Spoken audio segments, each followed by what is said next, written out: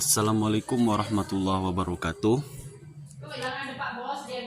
Baiklah anak-anak, hari ini kita pertemuan ke-10 memasuki materi tentang konstitusi dan tata perundang-undangan NRI tahun 1945. Ini kita masuk materi. Sebelum masuk materi, kita akan menjelaskan tentang pengertian konstitusi. Konstitusi itu sendiri berasal dari bahasa Perancis, yaitu constituer, yang berarti membentuk. Dan konstitusi itu sendiri dalam kata istilah bahasa Inggris memiliki makna yang lebih luas dari Undang-Undang Dasar tahun 1945. Kemudian konstitusi.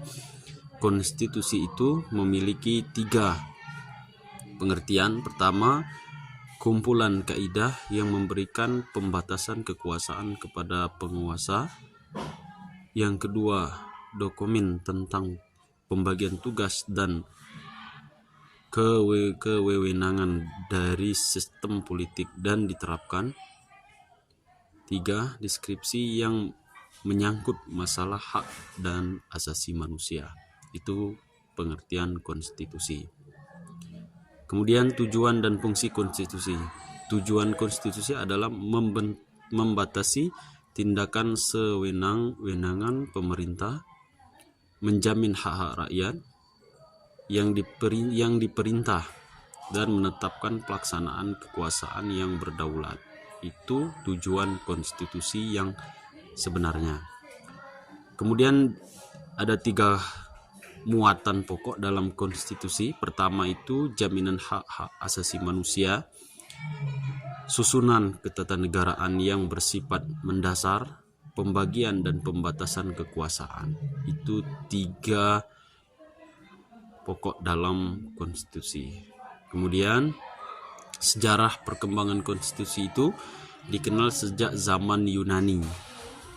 Kemudian masa Kekaisaran Roma, kemudian zaman klasik Islam, dan kemudian revolusi Perancis. Itu sejarah perkembangan konstitusi yang ada di negara Kesatuan Republik Indonesia. Kemudian secara berkembang konstitusi di Indonesia, yaitu pertama berdasarkan Undang-Undang tahun 1945 pada tanggal 8 Agustus 1945, 27 Desember 1945. Yang kedua, konstitusi berkembang di Indonesia itu konstitusi RIS 27 Desember 1945, 17 Agustus 1950. Kemudian Undang-Undang NRI 1950, 17 Agustus 1950, 5 Juli 1959. Dan yang keempat, Undang-Undang 1945, 5 Juli 1959 sampai sekarang. Itu sejarah berkembangnya konstitusi di Kesatuan Republik Indonesia. 2 model perubahan konstitusi. Yang pertama, Renawal adalah sistem perubahan konstitusi dengan model perubahan konstitusi secara keseluruhan, sehingga diberlakukan adalah konstitusi yang baru secara keseluruhan. Dan yang kedua,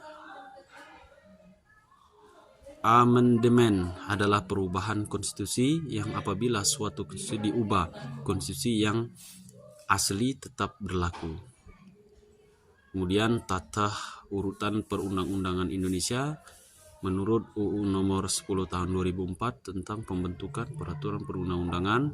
1. Undang-Undang Dasar 1945. 2. Undang-Undang Peraturan Pemerintah pengganti Undang-Undang. 3. Peraturan Pemerintah. 4. Peraturan Presiden. 5. Peraturan Daerah. Dan kemudian Perda Provinsi, Perda Kabupaten Kota, dan Perda Desa. Oke, itulah sekilas materi kita hari ini. Semoga bermanfaat. Jika ada yang belum paham, kita boleh ditanyakan tentang Konstitusi Dasar Negara Kesatuan Republik Indonesia. Akhiri dengan ini, semoga berkah dan bermanfaat untuk kita semua. Amin ya rabbal alamin.